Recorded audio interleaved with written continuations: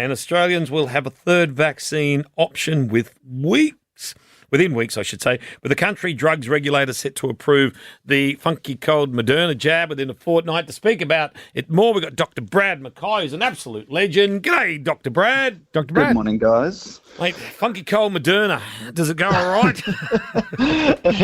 It's pretty good. So what you need to be thinking about is at the moment we've got AstraZeneca and Pfizer vaccinations available, and so the Moderna vaccine is very similar to the Pfizer vaccine technology. So Moderna was the vaccine that was funded by Dolly Parton over in the United States, and so she's been putting lots of funds into it, and it's very safe, very effective at preventing people from getting the infection. Will she make money out of Dolly this? Parton's vaccine. This is good.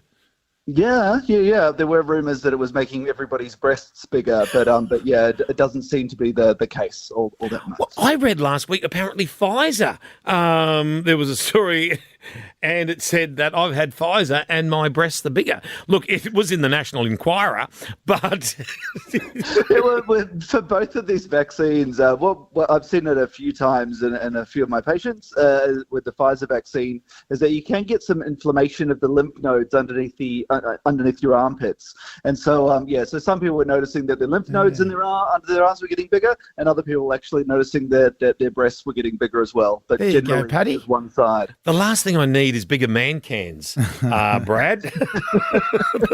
It's only temporary, so you don't need to worry. It's not a permanent fixture. Very good. But still, regardless of, whether we've got Moderna, Pfizer, AZ, it's basically, at the moment, get what's available near you is the best advice, right? Yeah, exactly. So at the moment we're facing an outbreak, and so we're trying to get vaccines in as many arms as possible. So like a lot of people are sort of a bit hesitant about getting the vaccine, but even if you're the age of 20 to 30, for example, and you end up getting COVID, then your chance of dying from that is about 1 in 4,000. So it's quite a high level of having problems from COVID. That's compared with the vaccine. A lot of people have been worried about the clots that you can get from the AstraZeneca vaccine, but again, the chance of that causing a clot is about sort of 1 in 50,000, and then again, like 1 in a million of dying from the actual vaccine. So compared to COVID, it's nothing. Dr. Brad, can you mix and match? At this point of time, we're advising for everybody to stay with the same vaccine. So if you've had the Pfizer already, then go and get your booster shot as the Pfizer, and the same with AstraZeneca. As time goes on and Moderna becomes more available, we're meant to be getting about 1 million doses in the middle of September, if everything goes according to plan. Then some people will start to be vaccinated just with Moderna. So they'll get one dose, and then 4 weeks later will be the follow-up dose with Moderna. And then we're also getting another tens of millions of doses in later on down the track.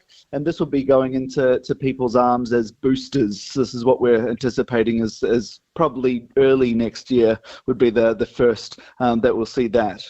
And Dr. Brad, what's the advice at the moment with kids? Because a lot of school students are getting their vaccines prior to the HSC, and other younger kids who aren't too far behind them are not getting vaccinated. What is your advice for families with young children?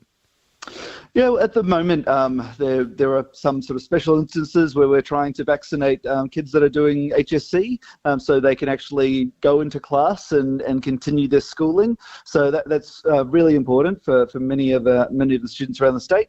But for younger kids, like under the age of 12, there's no vaccines that are really indicated at this point of time. So we're still waiting for research to come out for that.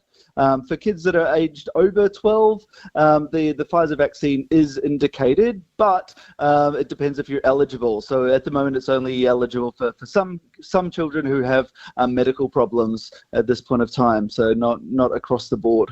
So, Dr. Brad, do you think once a percentage of the population, a certain percentage, they would just say, open up and go, hey, come on, if you don't want to take it or you don't want to get vaccinated, at your own risk? Yeah, so that's really the government's plan, is to make sure that everybody who wants a vaccination is able to get a vaccination. And then, if you haven't got one, then you will be at major risk. So it's either wearing a mask forever and socially distanced forever, or getting the infection. We're all at risk of it, and it's only a matter of time until we're either vaccinated or we get COVID. Yeah, well, Fingers crossed, mate. We'll get out of this sooner than later, mate. Sooner rather than later would be a very good thing. Yeah. I want to go overseas. Come on, get it. Yeah. tell you what. Oh. What? Where is that? Where you 3G's going to cop a hiding. Got to have a few carrots as well as some sticks to get everyone vaccinated. All right, Dr. Brad McKay. Thank you very much for joining us this morning, okay? Cheers, guys.